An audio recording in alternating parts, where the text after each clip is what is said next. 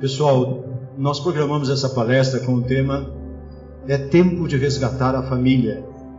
Nós sentimos que essa é a necessidade de todo mundo. Todos nós precisamos ser resgatados. O que a gente vai ver, nós vamos ver principalmente sobre a importância de nós não desperdiçarmos o nosso tempo. Uma coisa tão importante que Deus nos deu. E depois, na parte final, nós vamos perceber como Deus quer ganhar toda a família, mas ao mesmo tempo o inimigo de Deus quer o contrário. Ele quer reter nas mãos dele quem ele puder da família. A primeira coisa que eu queria falar para vocês, o nosso tema foi escolhido, é tempo de resgatar a família ou as famílias. Eu gostaria de gastar um pouquinho de tempo falando sobre tempo. Como é importante. A gente nem faz ideia. Às vezes a gente não tem uma visão clara. Sabe? De todas as coisas que Deus nos deu, tem algo que é comum para todo mundo.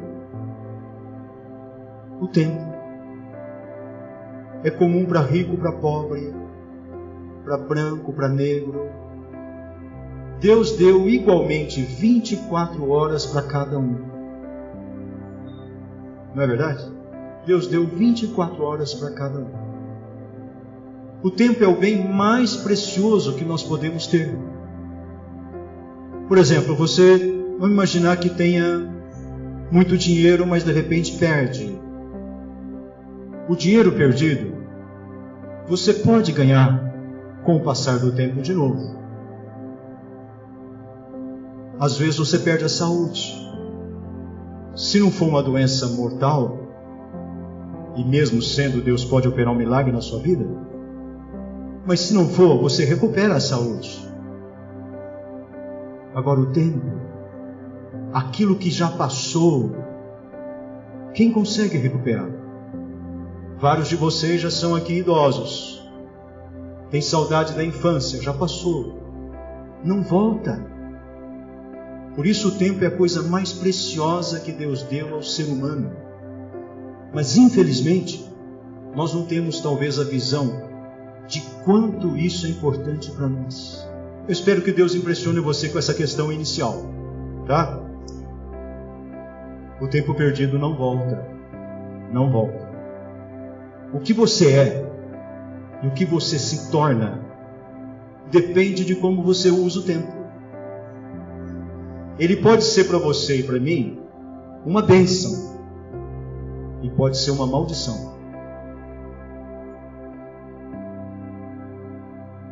Vamos ver na Bíblia como é que isso é abordado, tá? Eu não quero ficar falando aqui muito minhas palavras. Nós vamos ver alguns versículos, nós vamos tentar perceber a mente de Deus a respeito do tempo. Como é que Deus interpreta esse assunto tempo? Primeiro, Eclesiastes 3:11. Tudo fez Deus formoso no seu devido tempo. Também pôs a eternidade no coração do homem, sem que este possa descobrir as obras que Deus fez desde o princípio até agora. Olha só, aqui fala duas palavras importantes: tempo na segunda linha e eternidade na terceira linha. Sabe, Deus, Ele colocou no coração do homem que existe algo chamado eternidade. Existe a eternidade. E o nosso futuro na eternidade depende do que a gente fizer no tempo. O tempo é importante por causa disso, porque ele determina a nossa eternidade. Mas para onde eu vou na eternidade? Depende de como você usa o tempo. Na verdade, o tempo é um pedaço da eternidade. E o que nós fazemos com o tempo é que vai determinar onde nós vamos passar a eternidade. Agora vamos para Efésios 5. Nós vamos ver dos versículos 14 a 17. Pelo que diz: desperta, ó tu que dormes, levanta-te de entre os mortos, e Cristo te iluminará.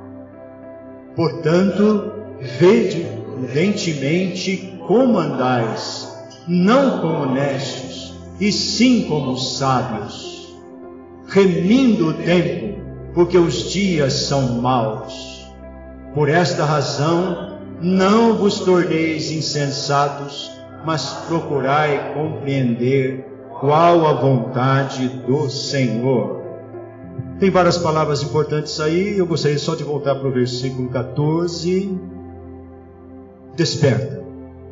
Primeira coisa que Deus quer falar para nós é: desperta. Você está dormindo em relação ao tempo que Deus tem te dado? Desperta. Levanta.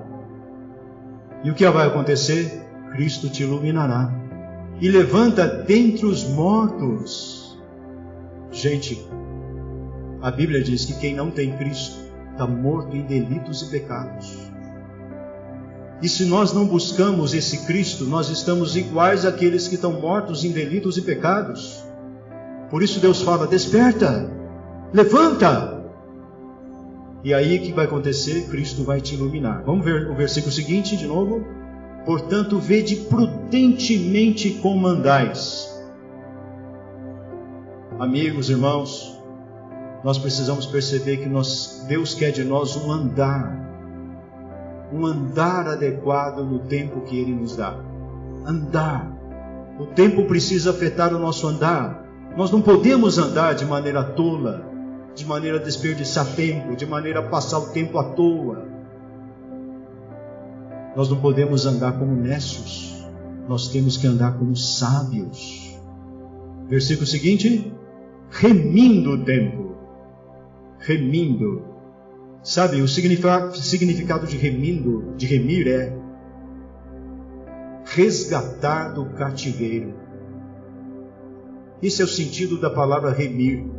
Por um lado significa comprar, e tem outros significados, mas aqui na Bíblia é resgatar do cativeiro. Se nós estivermos desperdiçando o tempo, nós estamos no cativeiro. E Deus quer que nós sejamos remidos, resgatados do cativeiro. Por quê? Porque os dias são maus. Então nós não podemos tratar esse assunto de maneira leviana. Nós temos que remir o tempo, porque os dias são maus. Aí o versículo seguinte: por esta razão não vos torneis insensatos, mas procurai compreender qual a vontade do Senhor. Sabe, irmãos, amigos, viver essa vida na terra sem saber o que Deus quer para nós, passar uma vida inteira sem saber: Senhor, o que o Senhor quer para mim? O que o Senhor quer da minha vida? Por que o Senhor me criou? Você precisa fazer essa pergunta se ainda não fez.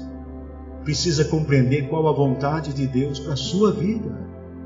Mas o fato é o seguinte: insensatez é desconhecer a vontade de Deus na nossa vida. Isso é uma grande insensatez.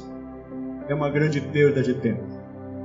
E essa palavra tempo na Bíblia, irmãos e amigos, ela é usada na língua grega no Novo Testamento de duas maneiras. A palavra tempo no grego, na maioria das vezes, é cronos. Cronos, da onde vem cronologia, da onde vem cronômetro, e significa relógio. Relógio. Ou seja, marcação do tempo. Relógio. Mas tem alguns trechos da Bíblia em que a palavra tempo é traduzida como oportunidade. Oportunidade. Isso significa o seguinte: dentro do tempo que Deus te dá a cada dia, 24 horas, Ele te dá oportunidade de voltar o coração para Ele, oportunidade de orar a Ele, oportunidade de conhecê-lo, oportunidade de receber a Cristo como seu Senhor e Salvador. É uma tragédia passar por essa vida sem agarrar a oportunidade e realmente conhecer esse Cristo, conhecer esse Deus. É uma vida vã. Senhor Jesus. Tem um versículo ainda onde essas duas palavras, Cronos e Kairos, são colocadas juntas. Está em 2 Coríntios 6:2. Esse versículo é muito importante.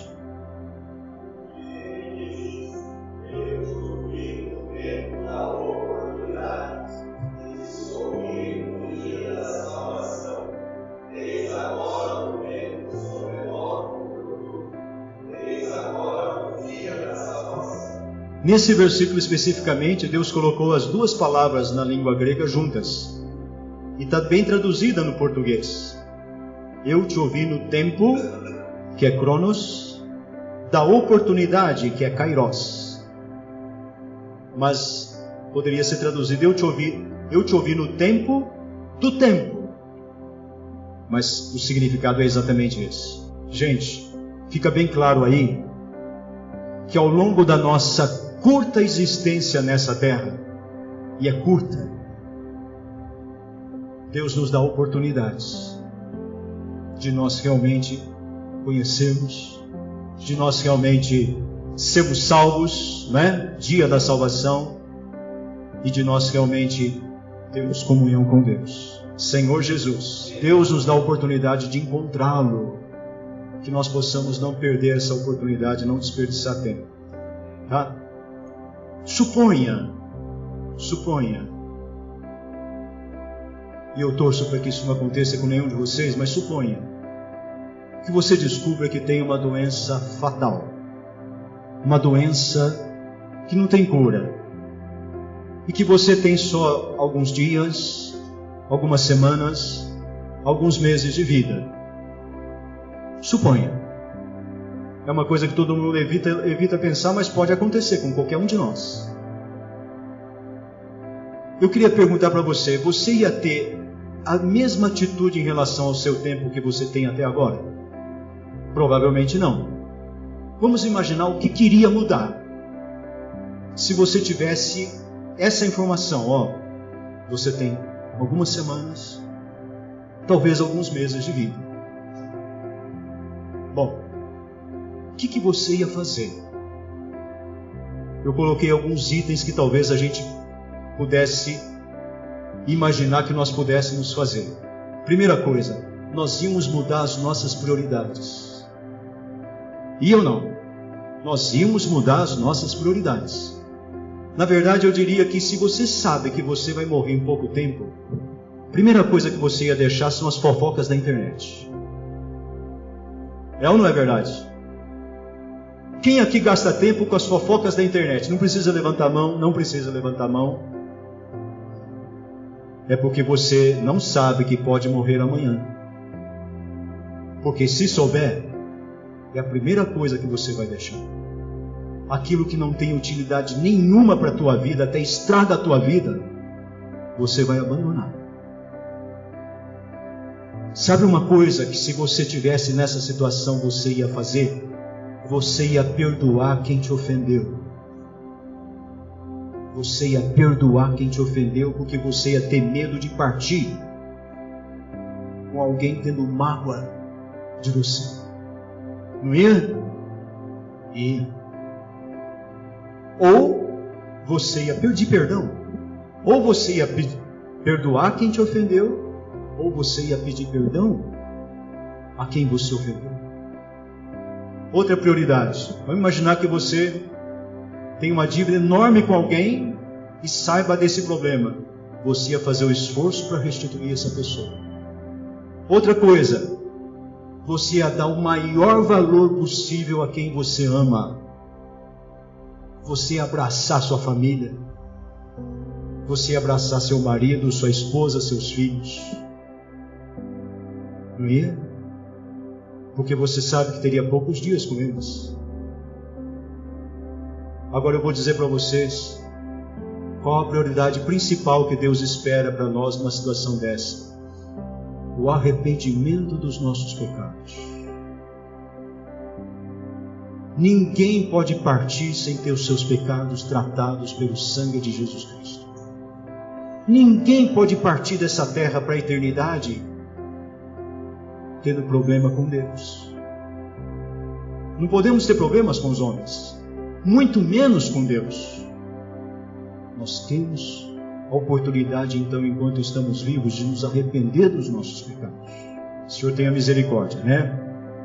Sabe, a Organização Mundial de Saúde, eu li há algum tempo atrás, ela calcula, a cada segundo na Terra, morrem 2 pessoas por segundo. A cada dia, morrem 144 mil pessoas por dia. A cada dia. A cada mês, aliás, a cada ano, são 56 milhões de pessoas que morrem. Cada ano. De morte natural. É muita gente. Então, enquanto estamos vivos, nós precisamos valorizar o que Deus valoriza. Nós precisamos valorizar Deus. Teve um estudo, agora eu vou falar umas palavras um pouquinho pesadas, tá? Teve um estudo feito em 2010 por uma instituição cristã, uma pesquisa, na verdade, a respeito do uso da internet. Naquela época, 2010, calculava-se que o planeta tinha 7 bilhões de pessoas. 7 bi. E que 2,2 bilhões de pessoas gastavam, em média, 18 horas por dia online. 18 horas por dia online, 2,2 bilhões de pessoas gastavam ou passavam. São 5 bilhões de mensagens de texto passadas por dia. Isso em 2010, hein? Deve ter aumentado muito. A internet, já naquela época, fazia 12 anos, já tinha se tornado mais procurada pelas crianças do que a televisão. Em 2010. Agora, a coisa trágica.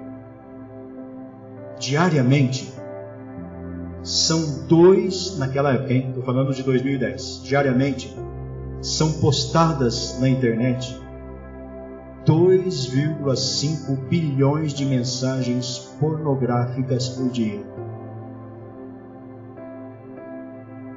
E esse mesmo estudo mostrou que nos Estados Unidos, naquele ano 2010, 90% das crianças de 9 a 16 anos já tinham visto pornografia.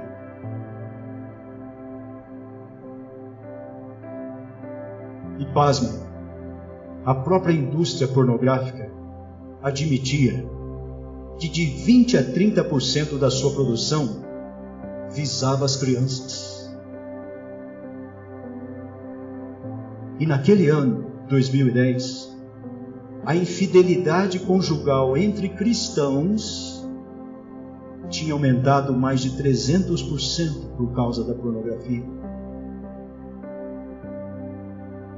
Sabe por que isso está acontecendo? Mateus 24,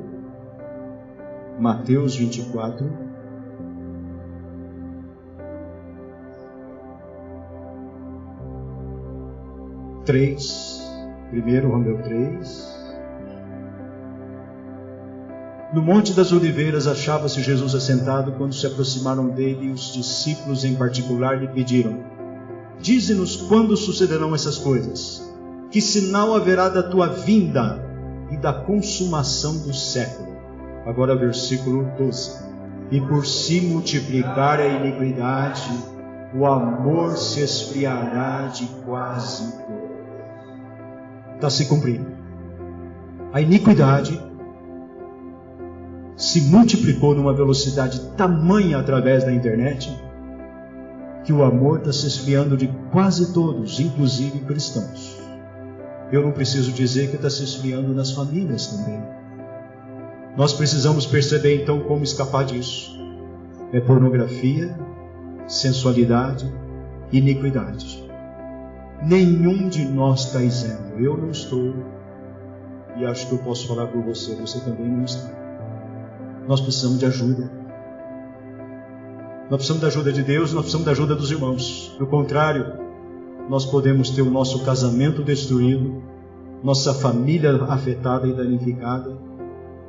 Nós podemos perder a nossa eternidade. A nossa eternidade pode não ser aquela que Deus imaginou, que Deus preparou. Pode ser a pior possível, e nós não queremos isso. O que fazer então?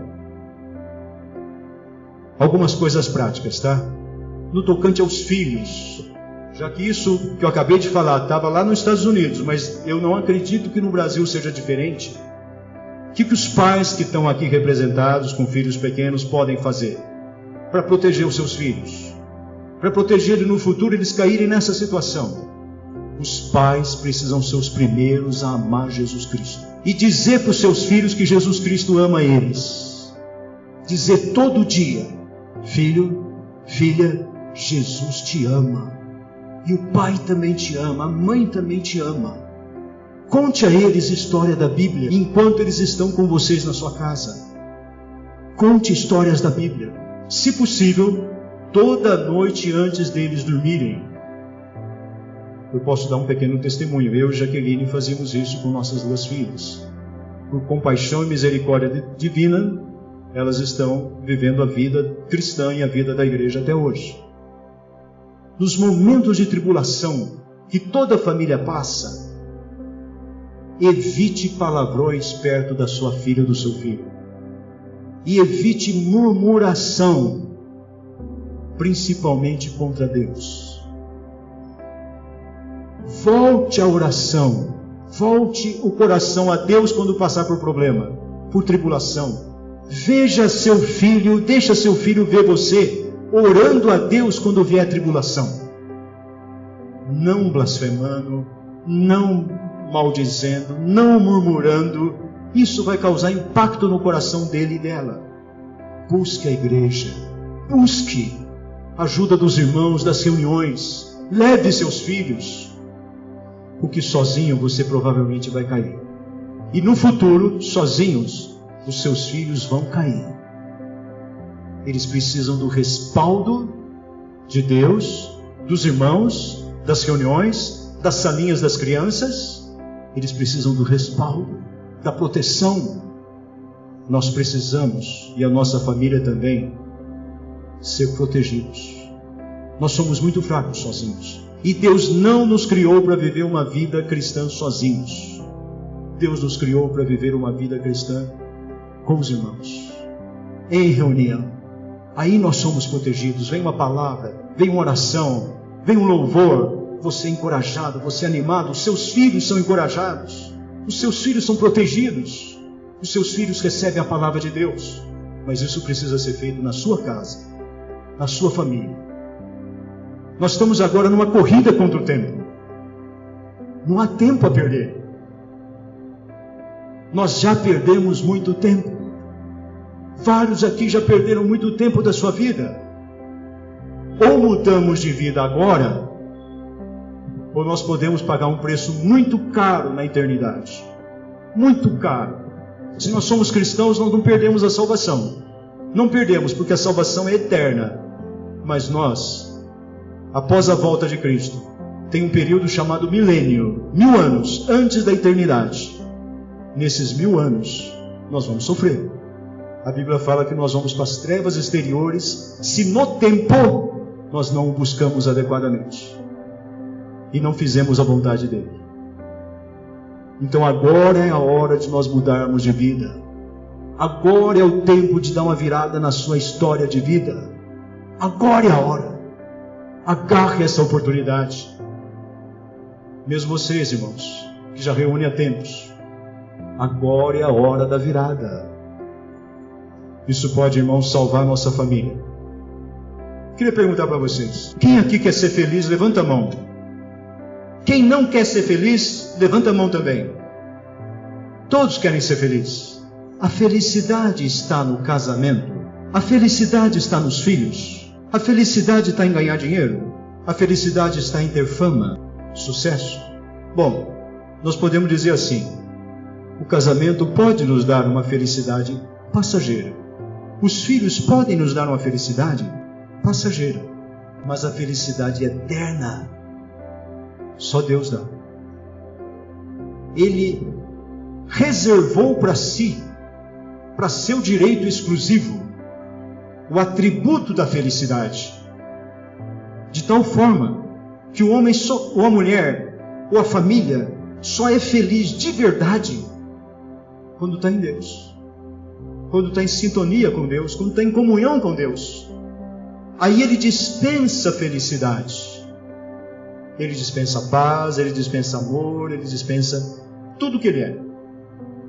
A felicidade é atributo exclusivo de Deus. Vamos ver isso na Bíblia? Vocês podem estar pensando que talvez eu esteja inventando. Vamos ver um homem que buscou a felicidade em tudo que você puder imaginar, e no final da vida dele ele falou assim: tudo é vaidade, é vazio, não encontrei. Vamos ver Eclesiastes capítulo 2, é Salomão, tá? Vou falar do rei Salomão, filho de Davi, o homem mais sábio que teve na terra antes de Jesus Cristo. Eclesiastes 2. Aqui é o Salomão falando, presta atenção. Ele vai buscar felicidade, tá? Ele está tentando buscar felicidade. Então ele fala assim, ó: disse comigo, é o Salomão falando: vamos, eu te provarei com alegria, gozo, pois a felicidade. Mas também isso era vaidade. Agora vamos ver por que ele chegou a essa conclusão. Versículo 3.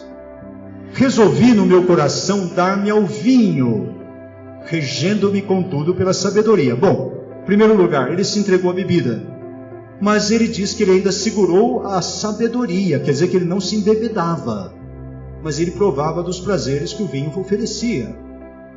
Agora versículo 4. Empreendi grandes obras, edifiquei para mim casas, plantei para mim vinhas, obras.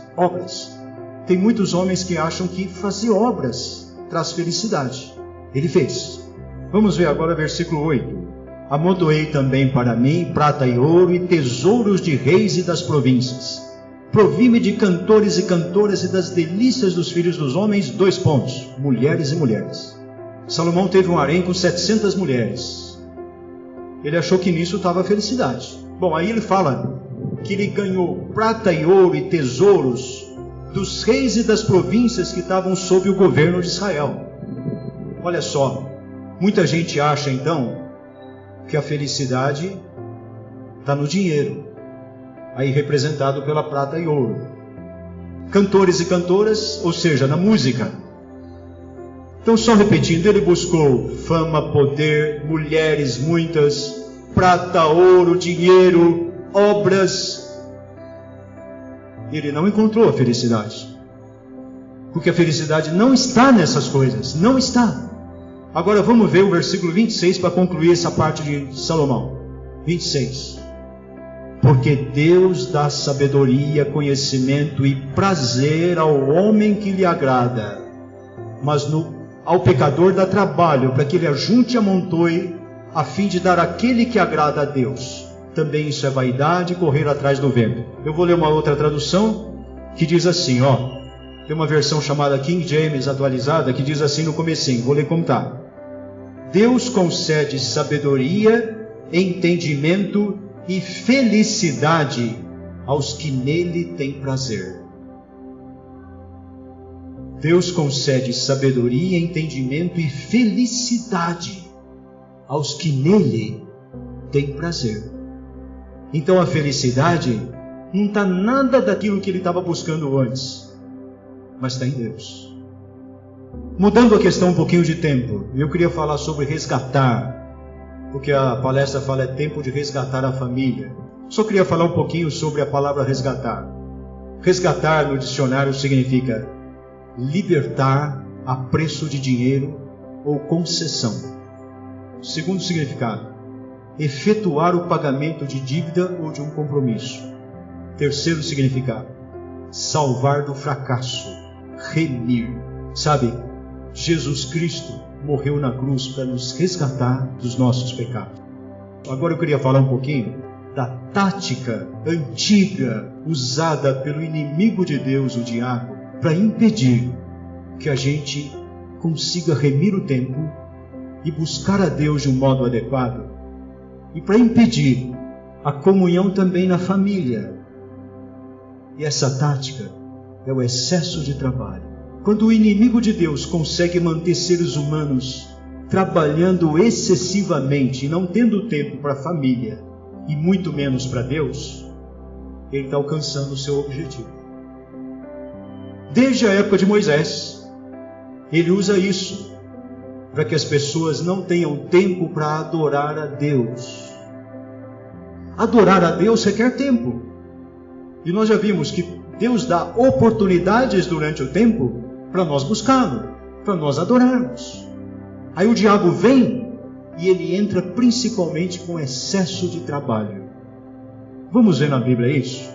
Ali, só para vocês se situarem, Deus já tinha mandado Moisés ir falar com o faraó para libertar o povo, para que o povo pudesse sair da terra do Egito e ir para Canaã. Aí o faraó ficou furioso. E ele, que já estava escravizando o povo de Israel, mandou tirar a palha, porque os judeus faziam tijolos amassando pés. Com os pés, os judeus faziam o dia inteiro tijolos amassando palha, barro, palha e algumas outras coisas. E era necessário a palha para virar tijolo. Aí o faraó ficou indignado com Moisés e mandou tirar a palha. Então os judeus, que já tinham que fazer tijolos, tinham que caminhar pelos campos, pelos lugares, para buscar palha, trazer na olaria e fazer tijolos. Naquele mesmo dia, pois, deu ordem Faraó aos superintendentes do povo e aos seus capatazes, dizendo: daqui em diante não torneis a dar palha ao povo, para fazer tijolos, como antes. Eles mesmos que vão e ajuntem para si a palha.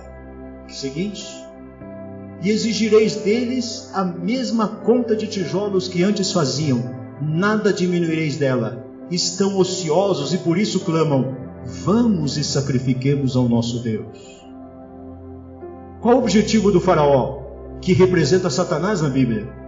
Evitar de você sacrificar a Deus, evitar de você adorar a Deus, evitar de você buscar a Deus. O objetivo do diabo a fazer a gente trabalhar em excesso é evitar de nós sacrificarmos a Deus, adorarmos a Deus, buscarmos a Deus. A tática não mudou. Da época de Faraó até agora já se passaram 4.000 anos. A tática é a mesma. Aí, como o Faraó estava duro, Deus mandou 10 pragas através de Moisés e Arão. Vou só citar rapidamente, só fazer alguns comentários em algumas delas, tá? A primeira foi a praga do sangue. Água se transformou em sangue. Moisés pegou o seu cajado, bateu no rio, virou sangue. A segunda praga foi a praga das rãs, que saíam do rio também.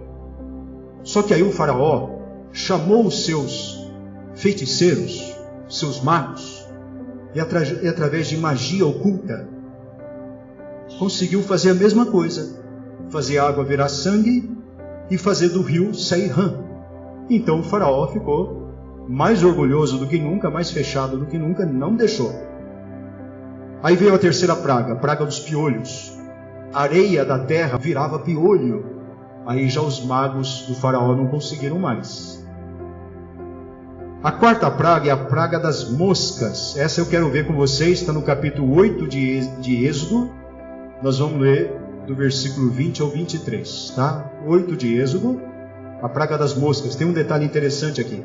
Disse o Senhor a Moisés: levanta-te pela manhã cedo e apresenta-te a Faraó. Eis que ele sairá às águas, e diz-lhe: assim diz o Senhor, deixa ir o meu povo para que me sirva. Do contrário, se tu não deixares ir o meu povo, eis que eu enviarei enxames de moscas sobre ti, e sobre os teus oficiais, e sobre o teu povo, e nas tuas casas, e as casas dos egípcios se encherão desses enxames, e também a terra em que eles estiverem. É o que ele quer fazer para nós hoje. Naquele dia, separarei a terra de Gósen, em que habita o meu povo, para que nela não haja enxames de moscas, e saibas que eu sou o Senhor no meio dessa terra. Irmãos, a vida da igreja é a terra de Gósen hoje. O igrejar é a terra de Gósen hoje. No mundo está cheio de mosca. Reunião da igreja nos protege. Reunião da igreja é uma bênção. Você e seus filhos são protegidos de muitas pragas, de muito mal. Valorize cada reunião. Aí vem a quinta praga, foi a peste nos animais. Não vou ler. Muitos animais morreram porque Deus enviou uma peste. A sexta foi nas pessoas, elas ficaram com úlceras e tumores. E nem assim Faraó liberava o povo. A sétima foi chuva de pedra e de fogo. Agora, talvez alguns perguntem, ou pensem, mas isso foi no passado. Isso foi na época da Bíblia, na época de Moisés. Quero mostrar para vocês um versículo de Apocalipse 8, versículo 7. Isso vai acontecer de novo. A praga da chuva de pedra e fogo. Vamos juntos? O primeiro anjo tocou a trombeta e houve saraiva e fogo de mistura com sangue, e foram atirados à terra. Foi então queimada a terça parte da terra e das árvores, e também toda a erva seca. Isso vai acontecer na grande tribulação. Na grande tribulação vai ser o período em que o anticristo vai estar governando a terra. Ele vai perseguir cristãos e judeus. Aí Deus, para punir o anticristo e os seguidores do anticristo, vai mandar isso.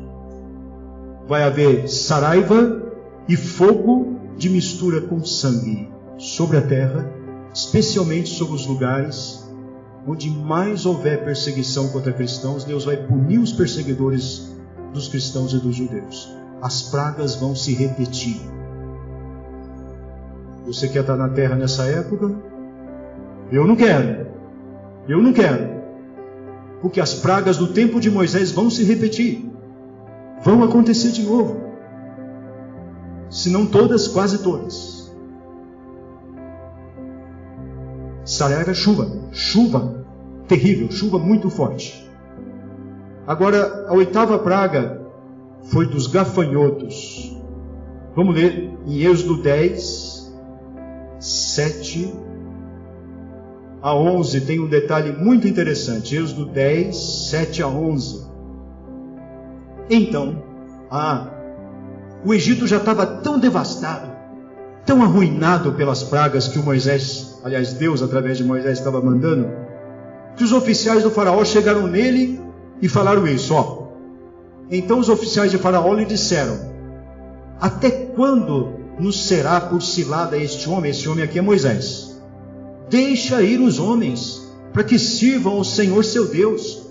Acaso não sabes ainda que o Egito está arruinado? Falaram para o faraó: faraó, o Egito está destruído, está acabado. Esse homem está destruindo a nossa terra. Liberta eles, faz o que ele quer. Agora o versículo seguinte: então Moisés e Arão foram conduzidos à presença do faraó. O faraó mandou chamar Moisés e Arão de volta. E o faraó lhes disse: ide, servi ao Senhor vosso Deus. Aí ele perguntou: porém, quais são os que hão de ir? Olha a resposta do Moisés. Respondeu-lhe Moisés, vamos ler juntos, irmãos. Havemos de ir com os nossos jovens, com os nossos velhos, e com os filhos, e com as filhas, e com os nossos rebanhos, e com os nossos gados. Havemos de ir, porque temos de celebrar festa ao Senhor. Ele está falando para Faraó: tem que libertar todo mundo. Todo mundo do povo de Deus tem que ir. Não pode ficar um aqui no Egito. Nem os animais do povo de Deus. Vamos ver o que o faraó falou? Replicou-lhes Faraó: seja o Senhor convosco, caso eu vos deixe ir, e as crianças. Vede, pois, tendes conosco más intenções. Não há de ser assim. Ide somente vós os homens, e servi ao Senhor, pois isso é o que pedistes. E os expulsaram da presença de Faraó. Moisés e Arão foram expulsos da presença do Faraó. Resumindo, Faraó só deixou ir os homens. Ele cedeu, mas ele falou: só um da família sirva a Deus. O resto fica cativo aqui no Egito. É como se dissesse assim: só um da sua família vai na reunião, o resto fica assistindo televisão, fica na internet. A tática de Faraó não mudou. É a mesma hoje. Ele quer dividir a família. Ele quer fazer da família escravo de Faraó no Egito. A 9ª praga foi trevas durante 3 dias. Trevas tão fortes que um homem não reconhecia o outro. Causou medo. Então Faraó chamou Moisés e lhe disse: ide, servi ao Senhor. Fiquem somente os vossos rebanhos e o vosso gado. As vossas crianças irão também convosco. Presta atenção na resposta do Moisés. Vamos juntos? Respondeu Moisés: também tu nos tens de dar em nossas mãos sacrifícios e holocaustos que ofereçamos ao Senhor nosso Deus. Continua. E também os nossos rebanhos irão conosco. Nenhuma unha ficará, porque deles havemos de tomar para servir ao Senhor nosso Deus, e não sabemos com que havemos de servir ao Senhor até que cheguemos lá. Olha o que Moisés falou. Faraó, você quer que agora vão as pessoas, mas o rebanho fica? Não vai ficar uma unha. Nenhuma unha vai ficar no Egito. Nós temos que servir a Deus com tudo que nós temos. Com a nossa vida, com a nossa família, mulher, homem, criança, ovelha, boi, vaca. Tudo que nós temos é de Deus. É do Senhor. Percebe, irmãos? O que isso significa? Que Deus quer a nossa vida e que Deus quer os nossos bens também, porque veio dele. De quem eram as ovelhas e os bois que vinham para os judeus? Era de Deus, Deus que deu. De quem é o dinheiro que você tem? É de Deus, Deus que te deu. De quem é o carro que você tem? Deus te deu. Você tem que aprender a servir a Deus com tudo que você é e tudo que você tem. Sua casa, seu carro, seu tudo. Aí veio a última praga, a pior delas, da morte dos primogênitos no Egito. 12:31. Então, naquela mesma noite, Faraó chamou a Moisés e a Arão e lhes disse: levantai-vos, saí do meio do meu povo, tanto vós como os filhos de Israel, ide, servi ao Senhor como tendes dito. Ele cedeu. Irmãos, a tragédia no Egito era tamanha, o desastre era tão grande, não havia uma casa que não tivesse pelo menos um morto. Todos os primogênitos, os primeiros filhos de cada casal egípcio tinham um morto, tinha morrido. Toda casa tinha pelo menos um morto. O choro foi em toda a nação egípcia. Toda casa tinha um morto. Aí o próprio Faraó teve um filho morto. Aí ele não aguentou. Pode ir. Eu quero mostrar para vocês alguns versículos muito importantes do capítulo 12 ainda, começando com 1 a 3, tá?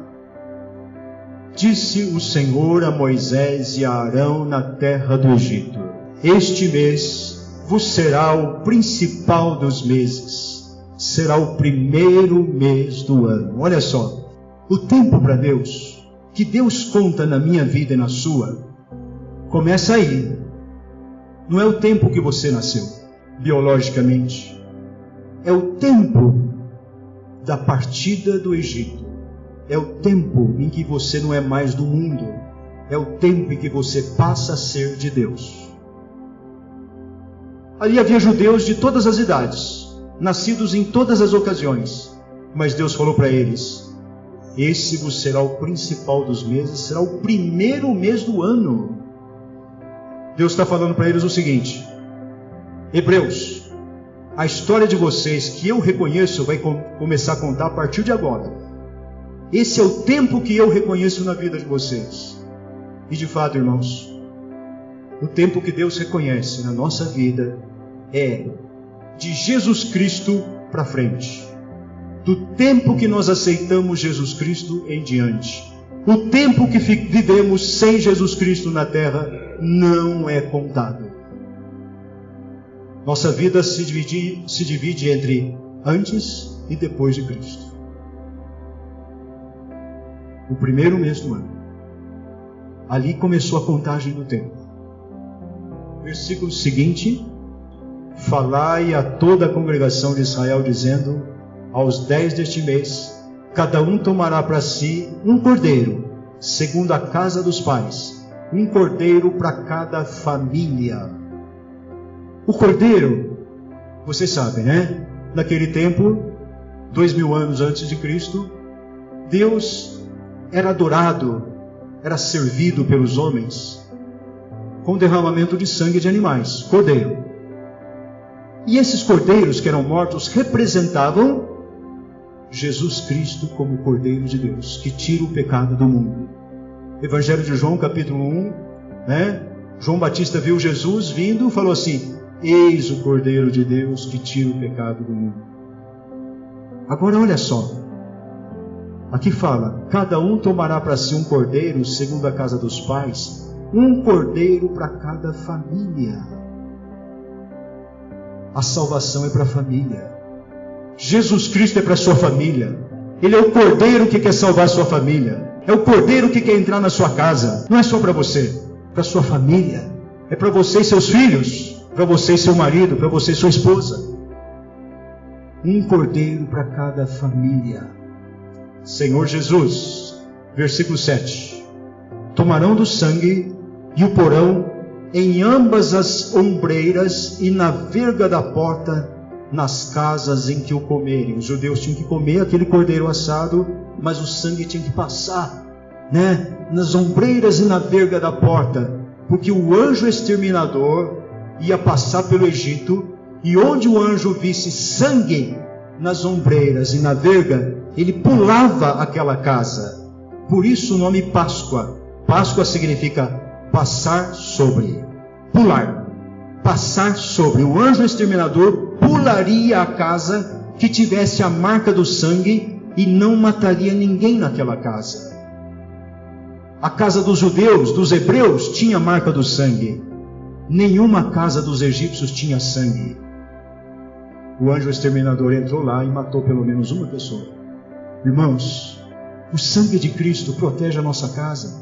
O sangue de Cristo protege a nossa família. Protege o seu primogênito. Protege os seus demais filhos.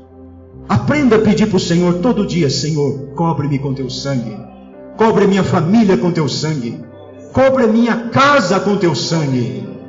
Garanto que nenhum anjo exterminador vai tocar na tua casa. Nós estamos no versículo 8 agora.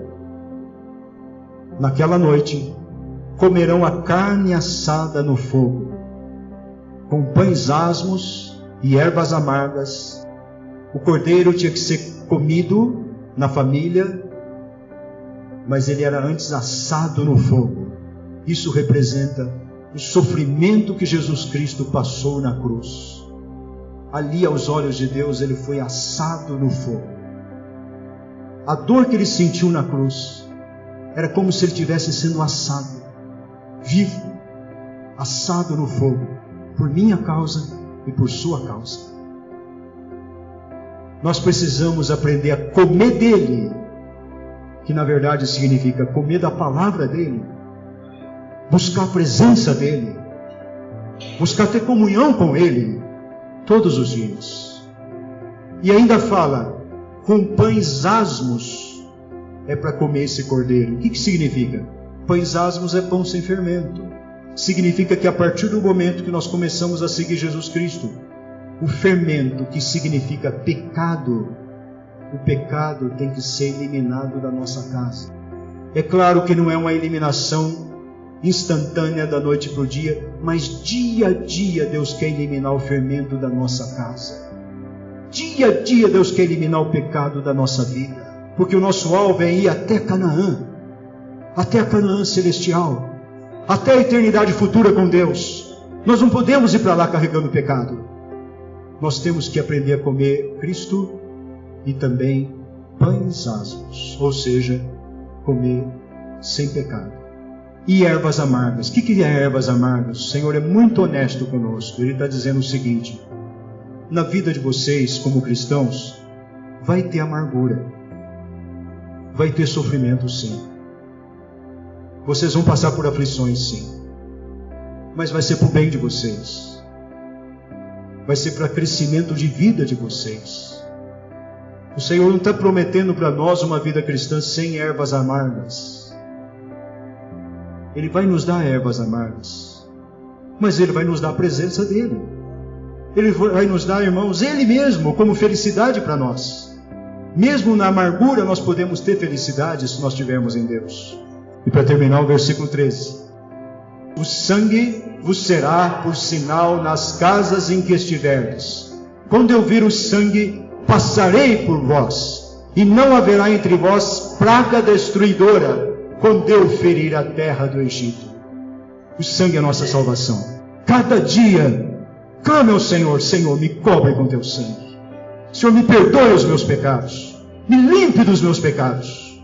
O sangue será por sinal nas casas em que tiverdes. Quando eu vir o sangue, passarei por vós. Não haverá entre vós praga destruidora, quando eu ferir a terra do Egito. Irmãos, sabe o que Deus quer para nós? Muita coisa que acontece com as pessoas do mundo não acontece conosco. Nós não somos mais do Egito. Nós somos do povo de Deus.